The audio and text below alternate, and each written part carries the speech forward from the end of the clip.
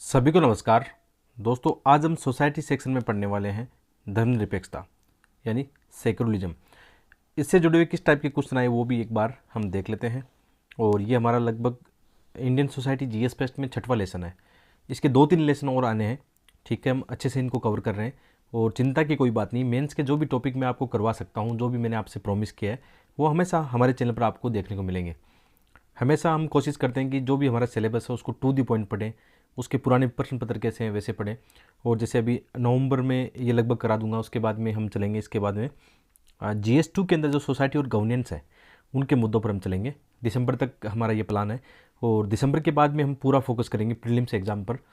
और प्रीलिम्स मेरा ये उद्देश्य रहेगा कि जो भी एस्पिरेंट सीरियस एस्पिरेंट 2023 की तैयारी कर रहे हैं, हमारे साथ जुड़े हैं, मैं किसी भी कंडीशन पर उनके लिए कुछ कर पाऊँ। कहने का मतलब है, जैसे मैं 4 बार मेरा प्री निकला जीएस फेस्ट में, तो वैसे मैंने एक देखा है, मेरा अनुभव देखा कि हमेशा मेरा स्कोर जीएस में 100+ रहा है। तो जीएस फेस्ट को लेकर कभी भी कोई दुविधा या चिंता नहीं है कि मैं आपकी मदद नहीं कर पाऊँगा, बिल्कुल मदद कर पाऊँगा। सीसेट में ये कोशिश करो कि आप अपने लेवल पर कुछ यूट्यूब से या जहाँ से भी आप कवर कर सकते हो सीसेट का आप अपने से करो। सीसेट में पैसेज राइटिंग, जो पैसेज वाले जो है एंशिएंट पैसेज या जो भी है, वो मैं ज़रूर करा दूंगा आपको। लेकिन मैं तो रीजनिंग आपको अपने लेवल पर करनी चाहिए, ठीक है। और रही बात मतलब जीएस फेस्ट की, जितने भी जहाँ से क्वेश्चन बन सकते हैं उनके एक अच्छे ट्रेंड एनालिसिस करेंगे। साथ में मैं कोशिश करूँगा इस बार आपको बहुत सारे एमसीक्यू सोल्व करा पाऊँ। वही इंपॉर्टेंट होता है कि प्री एग्ज़ाम में आप जितना एमसीक्यू से मतलब जूझोगे या जिनसे एमसीक्यू को आप निकालने की कोशिश करोगे, आपको उतना ही फ़ायदा मिलने वाला है। तो प्री को लेकर भी अपना एक बहुत ही शानदार प्लान है। कोशिश करूँगा प्री को लेकर यदि मैं कोई टॉपिक आपको यूट्यूब पर पढ़ा पाऊँ। यहाँ पे जैसे संविधान है, लक्ष्मीकांत है, वहाँ से 15 से 20 क्वेश्चन आते हैं। पॉलिटी की एक एनसीईआरटी भी है। कोशिश करेंगे ज्योग्राफी के जो टॉपिक है जहाँ से प्री में ज़्यादा क्वेश्चन आते हैं, मैपिंग है, इन्वायरमेंट के टॉपिक है जहाँ से क्वेश्चन प्री में आते हैं। मैं हमेशा आपके लिए फ्री में ही तैयार हूँ। यूट्यूब पे मैंने आपको प्रॉमिस किया है कि आपसे कोई पैसा नहीं लेने वाला है। हमेशा उसी माध्यम से हम आगे बढ़ते रहेंगे, ठीक है। हाँ, जो छोटे मोटे अपने खर्चे उनके निकालने के लिए मैंने हमेशा कहा है कि जो अपने नोट्स है, अपने नोट्स जो भी हम नोट्स प्रोवाइड कराते हैं आपको, या आप जैसे आपको फ्री में चाहिए तो आप एक काम करो कि आप मतलब यूट्यूब से बिल्कुल अब वीडियो देख के नोट्स बना सकते हो। अदरवाइज़ आप हमें सपोर्ट करना चाहते हो, क्योंकि आपको ये पता है कि यार इतना बड़ा चैनल चलाने के लिए मतलब बहुत सारी चीज़ें चाहिए होती है। तो छोटा मोटा खर्चा निकालने की तो हमने एक कोशिश की है कि जो हमारी PDF है, जितने भी हमारे अच्छे नोट्स हैं, क्योंकि बहुत सारे एस्पिरेंट को नोट्स चाहिए एक ही जगह PDF में, ये आप आराम से इनको देख सकते हो। इसका लिंक जो है, हमारी जो वेबसाइट, इसका लिंक आपको वीडियो के डिस्क्रिप्शन में मिल जाएगा, या टेलीग्राम पर मैं कई बार शेयर करता रहता हूँ, तो आप वहाँ से भी देख सकते हो। बहुत ही आसान प्रोसेस है। जैसे आप इसका छोटा सा एक पेमेंट होता है, वो करोगे आपकी ईमेल पर डायरेक्ट ये PDF चली जाएगी। कई बार ये होता है कि आपका नेटवर्क नहीं होता है या आपका पेमेंट कई बार नहीं हो पाता है, तो PDF बाद में भी आ जाएगी, चिंता मत करना। फिर भी आपके पास PDF नहीं आती है, वैसे 99% PDF जा रही है आराम से, कोई दिक्कत नहीं है। कितने बच्चे इनको देख चुके हैं। आप यहाँ पे एक ईमेल आईडी दी गई है, अपनी जो वेबसाइट है इसके नीचे आप देखोगे studieswithdharmendra@gmail.com। यदि आपको PDF नहीं मिलती है तो आप इस ईमेल पर कांटेक्ट करना, यहाँ पे मैसेज करना। आप यूट्यूब पे मैसेज करते हो तो वहाँ पे कोई देखता नहीं है, लेकिन ये वेबसाइट पे आप यहाँ पे मैसेज करोगे, आपको PDF नहीं मिली है, आपने पेमेंट कर दिया, तो यहाँ से आपको निश्चित रूप से वो PDF मिल जाएगी और आपको जवाब दिया जाएगा। ठीक, आते अपने मेन टॉपिक पर। ये सोचना ज़रूरी थी कि बहुत सारे एस्पिरेंट कमेंट करते रहते हैं कि नोट्स हमें कहाँ मिलेंगे, ठीक है। टेलीग्राम पे भी नोट्स है, लेकिन वो बिखरे हुए हैं, एक एक चैप्टर कहाँ, मतलब उसमें थोड़ी सी दुविधा रहेगी। हमने थोड़ा सा अच्छा प्रयास किया कि आपको एक ही जगह इनको प्रोवाइड कराएं, ये ठीक रहेगा। चलो अपने टॉपिक पर आते हैं। तो सबसे पहले देखते हैं किस टाइप के क्वेश्चन पूछे गए, उन पर आते हैं। 2022 में भी एक ऐसा क्वेश्चन आया था इससे जुड़ा हुआ कि भारतीय समाज में जाति, क्षेत्र, धर्म के समानांतर पंथ की क्या विशेषता है। एक चीज़ ये भी ध्यान रखना, सोसाइटी पढ़ते समय जो सोसाइटी के करंट मुद्दे हैं, जैसे अभी हाल ही में आप जानते हो कि एक मामला चल रहा है, बहुत ही मतलब हमारे समाज के लिए एक ऐसी मतलब ऐसे मामले देखने को मिलते हैं जो ऐसे मामले होने नहीं चाहिए। अभी आपने देखा कि एक बड़ा मुद्दा चल रहा है, डेली न्यूज़पेपर में उसके अच्छे मतलब सामाजिक विश्लेषण, उनका इन मुद्दों का विश्लेषण कर रहे हैं। कि जैसे हाल ही में एक लिव इन रिलेशनशिप में एक मतलब पार्टनर के द्वारा अपने पार्टनर की हत्या की जाती है, ठीक है। तो ऐसे मुद्दे इसी में आते हैं, समाज वाले मुद्दे आते हैं, और इनसे बचना नहीं है हमें। हमें ये देखना है कि हमारा समाज किस प्रकार बदल रहा है और समाज में नई चीज़ें क्या आ रही है, कैसे नए मूल्यों में बदलाव आ रहा है। हालांकि मतलब जैसे लिव इन में रहना, ये तो आधुनिक मूल्य के हिसाब से बहुत सही बात है, इसमें कोई गलत नहीं है। लेकिन इनकी क्या समस्याएं हैं, क्या चुनौतियाँ हैं, ऐसे हमेशा समाज में ऐसे मुद्दे चर्चा में रहते हैं। तो जब मेंस की एग्जाम में क्वेश्चन आएंगे ना, तो हो सकता है आपको डायरेक्ट यही क्वेश्चन देखने को मिल जाए। ठीक है, कि भारतीय समाज पर पश्चिमीकरण का प्रभाव के क्या मतलब इम्पैक्ट देखने को मिल रहे हैं, या जो आधुनिक चीज़ें हैं कि लिव इन रिलेशनशिप आदि, इन मूल्यों में क्या चुनौतियाँ हैं, क्या समस्याएं हैं। ठीक है, इस प्रकार के क्वेश्चन देखने को मिल सकते हैं। जैसे आपने अक्सर कई बार देखा, खाप पंचायत का देखा, तो ऐसे क्वेश्चन यहाँ पे मतलब आ सकते हैं। तो इन चीज़ों को थोड़ा देखना गहराई से। जब न्यूज़पेपर पढ़ते हो तो वहाँ पे ये देखना कि ये हमारे सिलेबस से मैच कर रहा है या नहीं कर रहा। आपको वही टॉपिक अपने मतलब नोट्स बनाने चाहिए या पढ़ने चाहिए न्यूज़पेपर से कि ये हमारे सिलेबस में मैच करते नहीं करते। और मेंस के एग्ज़ाम में एक बात ध्यान रखना, आप में से जो एस्पिरेंट लगातार न्यूज़पेपर पढ़ रहा है और न्यूज़पेपर पढ़ते समय वो ये बात समझ रहा है कि ये मेरे सिलेबस में, इसके मेरे पास 4-5 कीवर्ड होने चाहिए, वो जीत में रहेगा हमेशा।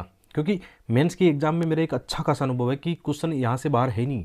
60-70% यदि आप एक सही ढंग से कोई भी न्यूज़पेपर फॉलो करते हो, विशेषकर जैसे इंडियन एक्सप्रेस या द हिंदू की बात कर रहा हूँ मैं, और एक हिंदी का आप जैसे दैनिक जागरण है, राजस्थान में राजस्थान पत्रिका है, एक हिंदी का भी पढ़ सकते हो, कोई दिक्कत नहीं है, उसमें भी अच्छे अच्छे आर्टिकल कई बार आते हैं, वो भी यहाँ पे आपके काम आने वाले हैं, तो उनको आप देख सकते हो। तो ये प्रैक्टिकल बातें हैं ना, आप इनको सही ढंग से फॉलो करते हो। तो यार ये तो मेरी यूपीएससी जर्नी का एक सार है जो मैं हमेशा अपनी वीडियो में बताता हूँ कि कोई एस्पिरेंट यदि इन चीज़ों का पालन करता है, मैं खुद भी एक एस्पिरेंट हूँ, इन चीज़ों का पालन करता हूँ, वही चीज़ आपको बताता हूँ, तो इनका काफ़ी ज़्यादा फायदा होने वाला है। आगे बढ़ते हैं। क्वेश्चन आया कि धर्मनिरपेक्षता के नाम पर हमारी सांस्कृतिक प्रथाओं के सामने क्या क्या चुनौतियां हैं। और एक और क्वेश्चन देखने को मिला था, धर्मनिरपेक्षतावाद की भारतीय संकल्पना और पाश्चात्य मॉडल, इनकी तुलना की गई है। और ये क्वेश्चन एक बार GS2 में भी देखने को मिला था, ऐसा ही क्वेश्चन। ठीक है, क्योंकि वहाँ पे भी एक और मतलब है, भारतीय संविधान की तुलना कराई गई अन्य से, तो ऐसा क्वेश्चन वहाँ से या तो मुझे याद आया हुआ था, एक फ्रांस के साथ कुछ करके ऐसा क्वेश्चन पूछा गया था, तो ऐसे क्वेश्चन आ सकते हैं। चलते हैं टॉपिक पर कि धर्मनिरपेक्षता क्या है। तो धर्मनिरपेक्षता को हम सामान्य शब्दों में समझें तो धर्मनिरपेक्षता का सामान्य अर्थ है कि कोई भी राज्य है, उसका किसी भी राज्य द्वारा किसी एक विशेष धर्म को संरक्षण प्रदान नहीं किया जाएगा। अपितु क्या होगा कि उस राज्य के सामने जितने भी धर्म है उस देश में या राज्य में, वो उसके सामने समान है, वो सबको समानता स्वतंत्रता प्रदान करता है। कोई भी व्यक्ति अपने धर्म का पालन करता है, अपने विश्वास किसी भी बिलीफ विश्वास करता है किसी भी चीज़ में, तो राज्य उसमें इंटरफेयर नहीं करता है। ये क्या है, एक सामान्य परिभाषा है किसकी, धर्मनिरपेक्षता की। तो ये आप जब भी ऐसे क्वेश्चन आए तो इंट्रोडक्शन में, जैसे धर्मनिरपेक्षता का कोई क्वेश्चन आ रहा है तो आप क्या करोगे, इंट्रोडक्शन में धर्मनिरपेक्षता को 2-3 लाइन में आसानी से क्या कर सकते हो, इसको एक्सप्लेन कर सकते हो। इसलिए हमारे नोट्स भी क्या होने चाहिए, शॉर्ट में होने चाहिए। हमें बड़े बड़े नोट्स नहीं बनाने हैं, कीवर्ड में बनाओ, छोटे नोट्स बनाओ, ताकि आंसर राइटिंग भी आपकी एक हैबिट बन जाए। जैसे आप हमारे नोट्स देखोगे, जितना भी मैंने आपको पढ़ाया, तो मैंने कोशिश की कि अपने नोट्स भी एक तरह से मॉडल आंसर की तरह है। जो भी आपको चाहिए कि जैसे एग्जाम में कोई क्वेश्चन आ गया तो आपने इतना ही पढ़ा है, आपने शॉर्ट में ही पढ़ा है, अच्छी बात है, हमें शॉर्ट में ही मेंस में लिखना है, 200 वर्ड में लिखना है। यदि आपके पास 30-40-50 वर्ड में कोई टॉपिक के बारे में नॉलेज हो तो आप आसानी से उसको 150 वर्ड में लिख सकते हो, 200 वर्ड में लिख सकते हो, 250 वर्ड में लिख सकते हो। ये आप में क्षमता होनी चाहिए। अब है धर्मनिरपेक्षता के लक्षण क्या होते हैं। यदि हम मोटे मोटी भारतीय धर्मनिरपेक्षता के लक्षण देखें या धर्मनिरपेक्षता के लक्षण देखें तो इसका मतलब क्या होता है कि राज्य व सरकार धर्म के आधार पर किसी के साथ भेदभाव नहीं करेगी या ऐसे भेदभाव के विचार नहीं आएंगे। सभी धर्मों को अपने धार्मिक विश्वास और मान्यताओं को मानने की स्वतंत्रता होती है। साथ में धर्मनिरपेक्षता में हमेशा ये होता है कि तार्किक और वैज्ञानिक चिंतन पर जोर दिया जाता है। यहाँ पर बिल्कुल रूढ़िवादिता को स्थान नहीं है, और ये भी स्थान नहीं है कि एक धर्म दूसरे धर्म की आलोचना करे या एक धर्म का व्यक्ति दूसरे धर्म के व्यक्ति की आलोचना करे या एक राज्य धार्मिक आधार पर किसी के साथ भेदभाव करे, ऐसा बिल्कुल नहीं होता। और धर्म के आधार पर किसी भी नागरिक के साथ भेदभाव नहीं, यानी प्रत्येक व्यक्ति के साथ यहाँ पे समान व्यवहार होगा। आपने संविधान में देखा होगा, हमारे मौलिक अधिकार है, उसमें भी हर जगह लिखा गया है किसी व्यक्ति के साथ जाति धर्म वर्ग के आधार पर भेदभाव नहीं किया जाएगा। तो ये हमारे संविधान की एक यूनिक विशेषता है कि हमारा देश क्या है, हमारा संविधान हमारे देश को बनाता है क्या, धर्मनिरपेक्ष राष्ट्र बनाता है। ये आपको पता होना चाहिए। इसके अलावा भारत में धर्मनिरपेक्षता का अर्थ और प्रकृति के यदि हम देखें तो भारतीय समाज में धर्मनिरपेक्षता को यूरोप के अर्थों से एक भिन्न विशिष्ट जीवन शैली के रूप में माना है। यूरोप में आप देखते हो कि वहाँ के जो सरकार है या वहाँ के देश राज्य जो है वो ये मानते हैं कि धर्म और राज्य उनका अलगाव होना चाहिए, मतलब दोनों का आपस में इंटरफेयर नहीं होना चाहिए, यानी वो धर्म के मामले में बिल्कुल अलग मानते हैं अपने आप को। जबकि भारत क्या मानता है, भारत किसी विशेष धर्म को सपोर्ट नहीं करता है, सभी धर्मों को एक साथ लेकर चलता है। भारत धर्म के मामले में अलग नहीं है, इस बात को आप समझना। और हमारे यहाँ संविधान में ये बात की गारंटी दी गई है कि सभी लोगों के धार्मिक जो भावना है उनका ख्याल रखा गया है, उनकी स्वतंत्रता का ध्यान रखा गया है, उनके जो भी प्रोविजन हो सकते हैं उनका ध्यान रखा गया है। तो यहाँ पर हमारी क्या एक विशेष जीवन शैली है जहाँ सर्वधर्म संभाव, यानी सभी धर्मों को समान भाव से देखने की स्थिति है, अर्थात प्रत्येक धर्म का यहाँ पे सम्मान होता है। आज़ादी के बाद में हमने देखा जब हमारे संविधान को हम लागू कर रहे थे या संविधान को बना रहे थे, उस समय ये विशेष तौर पर ध्यान रखा गया था कि हमारा देश कैसा हो, धर्मनिरपेक्ष राष्ट्र हो, जिसमें विशेष तौर पर भारत के संविधान भाग 3 में आपको मौलिक अधिकार में देखने को मिलेगा धार्मिक स्वतंत्रता, जहाँ पे आर्टिकल 25 से लेकर 28 है। इसके अलावा हमने ये देखा कि 42वें संवैधानिक संशोधन अधिनियम 1973 में हमने प्रस्तावना में क्या क्या संशोधन किया और कौन सा वर्ड जोड़ा, पंथ निरपेक्षता। यानी धर्मनिरपेक्षता को और ज़्यादा एक्सप्लेन करने के लिए हमने क्या जोड़ा, पंथ निरपेक्षता। मतलब क्या है इसका, मतलब यह है कि धर्म के मामले में तटस्थ, अर्थात भारत का अपना कोई धार्मिक पंथ नहीं होगा, वह देश में सभी नागरिकों को अपनी इच्छानुसार धार्मिक उपासना का अधिकार होगा। तो ये बात समझ गए ना कि भारत एक धर्मनिरपेक्ष राष्ट्र है। किस मामले में, कि भारत और भारत का संविधान ये कहता है कि हमारे यहाँ कोई एक विशेष धर्म को हमने मान्यता नहीं दे रखी है, बल्कि सभी धर्मों को हम एक साथ आगे बढ़ने का मौका देते हैं, सभी धर्मों के साथ समान भाव रखते हैं, समान दृष्टिकोण रखते हैं। तो ये क्या है, धर्मनिरपेक्षता है। ठीक है, अब इसके सकारात्मक पहलू क्या है। कई बार क्वेश्चन डायरेक्ट इनडायरेक्ट ऐसे आ जाते हैं कि जो भारत का धर्मनिरपेक्षता का सकारात्मक इसका रूप क्या है। तो हम ये देखते हैं कि हमारे यहाँ क्या है, उदार और व्यापक दृष्टिकोण है, यानी हम सभी धर्मों को एक समान भाव से देखते हैं। ऐसा नहीं कि कोई धर्म दूसरे धर्म को कमज़ोर मानता है या उसकी आलोचना करता है। हमारा देश, हमारी सरकार, हमारे जितने भी हमारे जो मूल्य हैं, नैतिक मूल्य हैं, या जब भी नीति क्रियान्वयन होती है, किसी भी पॉलिसी को हम बनाते हैं, तो उसमें ऐसा कभी नहीं होता है। तो एक उदार और व्यापक दृष्टिकोण रखा गया है। साथ में इससे क्या होता है, जो कोई भी राष्ट्र धर्मनिरपेक्ष होता है, उसमें सभी धर्मों का सम्मान होता है, सभी लोग आपस में एक दूसरे का आदर करते हैं, तो कहीं ना कहीं उस राष्ट्र की एकता और विविधता बढ़ती है। ठीक है, किसी विशेष धर्म को वर्चस्व की स्थिति प्राप्त नहीं है, बिल्कुल सही बात है। और धर्म का राजनीति से पृथक्करण, संविधान ऐसा प्रोविजन करता है, क्योंकि अक्सर ये होता है ना कि धर्म का यदि राजनीतिकरण होता है तो कई सारी सांप्रदायिक चीज़ें आगे आने लगती है। तो हमारे संविधान में, हमारे कानून में, जो कानून व्यवस्था, उसमें विशेषकर ध्यान रखा जाता है। साथ में लोकतांत्रिक व्यवस्था को मजबूती मिलती है यदि धर्मनिरपेक्षता को सही से इसका पालन किया जाए, और नैतिकता व मानव कल्याण को भी बढ़ावा मिलता है, क्योंकि यहाँ पे धर्म विशेष को लेकर कोई मतलब भेदभाव नहीं हो सकता, ना किसी धर्म विशेष को लेकर कोई एक धर्म को अलग से ट्रीट किया जाता है, ऐसा नहीं होता। सभी धर्म क्या होते हैं, समान दृष्टिकोण से देखे जाते हैं।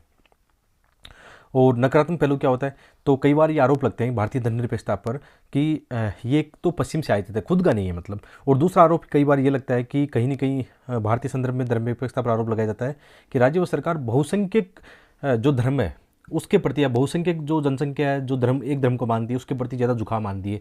इसके कारण क्या होता है, जो अल्पसंख्यक है अपने आप को असुरक्षित महसूस करते हैं।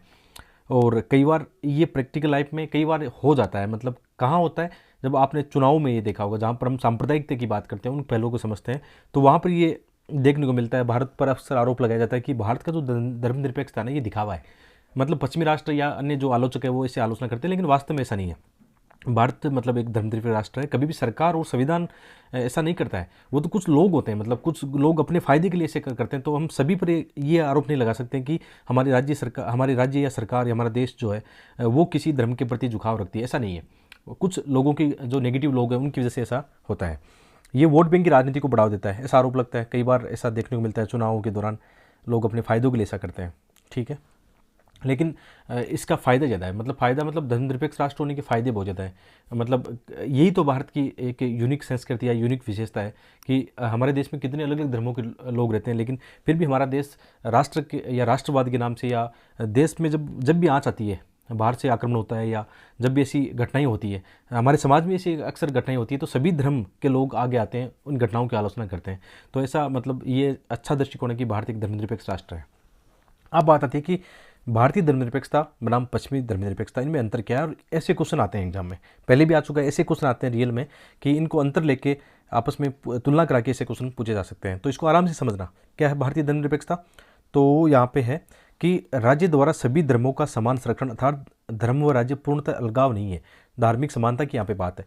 यानी हमने पहले देखा कि भारतीय संविधान में मतलब अलग अलग धर्मों के लिए अलग अलग प्रोविज़न की बात की गई है। अल्पसंख्यक जो धर्म के लोग हैं उनके भी अधिकारों की रक्षा की बात की गई है। यानी भारत का राज्य धर्म से अलग नहीं है। धर्म के मामलों में भारत इंटरफेयर करता है, किन मामलों में, जहाँ लगता है कि यहाँ पे कुछ नेगेटिव चीज़ें हो सकती है। जैसे आपने कई बार देखा लैंगिक मामले हो गए, या धर्म के आधार पर कई बार महिलाओं को मंदिर मस्जिद आदि में अनुमति नहीं दी जाती। तो यहाँ पे हमारा देश का संविधान, राज्य, न्याय व्यवस्था ये आगे आते हैं सभी लोगों की स्वतंत्रता और समानता दिलाने के लिए। तो भारत का जो धर्मनिरपेक्षता है ना, इस तरह से है कि भारत की जो राज्य है या सरकार है वो धर्म से अपने आप को अलग नहीं मानते हैं। जहाँ पर डेवलपमेंट की, जहाँ पर इंटरफेयर की बात आती है तो वो आगे बढ़ के सकारात्मक चीज़ों में इंटरफेयर करते हैं। लेकिन पश्चिम धर्मनिरपेक्षता की बात करें तो वहाँ पर धर्म व राज्य बिल्कुल क्या पूर्णतः अलग है, बिल्कुल अलग है। दोनों का एक दूसरे से कोई मामला ही नहीं बनता। तो इसको हम कह सकते हैं, ये कभी कभी इसको नकारात्मक दृष्टिकोण से भी देखा जाता है। ठीक है, आगे बढ़ते हैं। इसके अलावा हमारे यहाँ अंतर धार्मिक समानता या धार्मिक समानता स्वतंत्रता भी है। अल्पसंख्यक समुदायों को भी संरक्षण प्रदान किया गया है, यानी अल्पसंख्यक समुदाय भी अपने आप को सुरक्षित महसूस करता है। ये भारतीय धर्मनिरपेक्षता का एक यूनिक विशेषता कह सकते हैं। लेकिन यदि विदेश में देखें या पश्चिम सभ्यता में देखें, पश्चिमी जो धर्मनिरपेक्षता उसमें देखें, तो वहाँ व्यक्तिगत स्वतंत्रता और समानता को ज़्यादा महत्व दिया गया है। वहाँ पर सामुदायिक आधारित जो स्वतंत्रता, समानता या अधिकार है, उनकी संभावना बहुत कम है। ठीक है, इसके अलावा धार्मिक क्षेत्र में राज्यों द्वारा प्रायोजित सुधारों द्वारा प्रोत्साहन, मतलब ये हमने देखा कि अलग अलग धर्म के लिए कई बार सरकार के द्वारा अच्छी योजनाएं भी लाई जाती है उनके, ताकि उनका शिक्षा, स्वास्थ्य या रोजगारों के दृष्टिकोण से उनका उत्थान हो सके। तो ये कहीं ना कहीं एक पॉजिटिव स्टेप या सकारात्मक चीज़ें हम देख सकते हैं कि जहाँ पे एक धर्म विशेष के लोग कमज़ोर होते हैं तो उनको उनके डेवलपमेंट, सस्टेन डेवलपमेंट के लिए अच्छे प्रयास किए जाते हैं। लेकिन वहाँ पे ऐसा नहीं है कि राज्य सभी मामलों में धर्म से, वही बात है कि निश्चित दूरी बनाए रखता है। ये ऐसे धर्म के आधार पर ऐसी कोई पॉलिसी या योजना नहीं लाते हैं। ठीक है, भारत में ये समग्र रूप से सभी धर्मों को समान करने की संवैधानिक मान्यता पर आधारित है, जबकि वहाँ पे क्या है, नकारात्मक और अलगाववादी दृष्टिकोण है। तो ये 3 4 5 पॉइंट आपके पास होंगे, तो आप आराम से इनकी आलोचना कर सकते हो, क्रिटिकल एनालिसिस कर सकते हो। ठीक है, आगे बढ़ते हैं। और धर्मनिरपेक्षता के सामने चुनौतियाँ क्या है, ये बहुत इंपॉर्टेंट है। ऐसे क्वेश्चन आ सकते हैं कि हमारा धर्मनिरपेक्ष ढांचा कैसा है।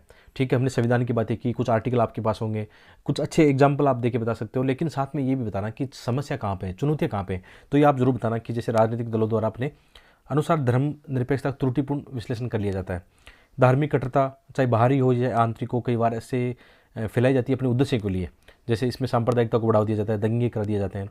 हमारे देश में अभी भी जो समान नागरिक संहिता है ना, वो लागू नहीं है, क्योंकि समान नागरिक संहिता आपने देखा राज्य की जिम्मेदारी है। नीति निर्देशक तत्वों में इसके बारे में लिखा गया है, लेकिन शायद 1-2 स्टेट को छोड़कर बाकी राज्यों में समान नागरिक संहिता लागू नहीं है। जब तक ये लागू नहीं होगी तब तक ऐसे मुद्दे हमेशा चर्चा में रहेंगे। इसके अलावा धर्म के आधार पर लैंगिक और सामाजिक भेदभाव भी देखने को मिलते हैं। तो ये चुनौती हमारी धर्मनिरपेक्षता के सामने। ठीक है, और अल्पसंख्यक समुदायों में असुरक्षा की भावना रहती है। कई बार ये होता है कि अल्पसंख्यक समुदाय ये आरोप लगाता है कि बहुसंख्यक समुदाय उनके जो अधिकार है, धार्मिक के स्वतंत्रता के अधिकार है, उनको छीन रहे हैं, ऐसे आरोप लगते हैं। और विभिन्न धार्मिक समूह या व्यक्ति और राजनीतिक दलों की धर्मनिरपेक्षता विरोधी गतिविधियां भी देखने को मिलती है। कई बार धर्म पर आधारित आपने दंगे भी देखे होंगे, धार्मिक दंगे, इसके कई सारे एग्जाम्पल आप बता सकते हो। तो ये हमारे एक समक्ष क्या चुनौती है। तो इस प्रकार क्या है, हमारा जो सिलेबस है टू दी पॉइंट, जब आप इनको पढ़ोगे, रिविजन करोगे, जब आप मेंस के क्वेश्चन लिखोगे, तब आपको इसकी सबसे ज़्यादा महत्व पता होगा कि यार टू दी पॉइंट नोट्स मेरे पास है ना मेंस के, तो मेरा एक्स्ट्रा टाइम फालतू में इधर उधर नोट्स बनाने में या मार्केट में जाकर नोट्स ढूंढने में नहीं जाएगा। ये समस्याएं मैंने देखी है, खुद फेस की। जब मेंस की एग्जाम होती थी तो मैं नोट्स के पीछे भागता था कि अच्छे नोट्स मुझे मार्केट में कहाँ मिल जाए। मैंने ये देखा कि जैसे मेरा ज्योग्राफी ऑप्शनल सब्जेक्ट एक समय हुआ करता था, तो मुझे ज्योग्राफी ऑप्शनल सब्जेक्ट में इंग्लिश मीडियम के कंटेंट और हिंदी मीडियम के कंटेंट दोनों को मिला के नोट्स बनाने पड़ते थे। उसके चक्कर में मेरा हमेशा ये होता था कि चारों मेंस में ऑप्शनल सब्जेक्ट को ज़्यादा टाइम जा रहा है, जीएस को उतना टाइम दे नहीं पाया।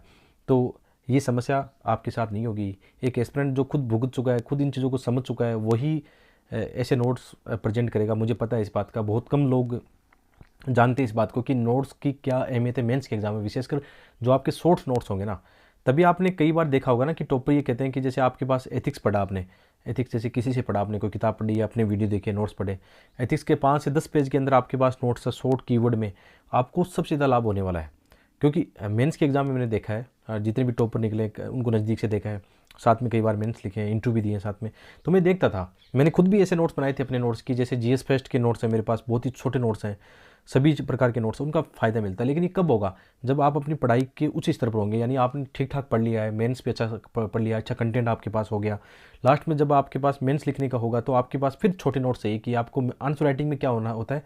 यदि आपके पास कुछ चीज़ें कीवर्ड और कुछ चीज़ें होती है, जैसे GS2 की बात करें, GS2 मेंस के अंदर आपके पास सुप्रीम कोर्ट के डिसीजन है, कमेटियाँ हैं, आर्टिकल्स हैं, या मतलब नए नए जो विधेयक होते हैं, संशोधन होते हैं, ये चीज़ें आपके पास एक ही डायरी में होगी ना, तो आपके पास GS2 में लिखना बहुत आसान हो जाएगा आपके लिए। जैसे GS4 है, GS4 में 5-10 पेज में आपके पास शॉर्ट नोट्स, कीवर्ड की शब्दावलियाँ और एग्जाम्पल होंगे। तो एथिक्स में कुछ नहीं है, बाद में एथिक्स में 3-4 चीज़ें आपके पास होती है, तो आप बहुत ज़्यादा नंबर ला सकते हो।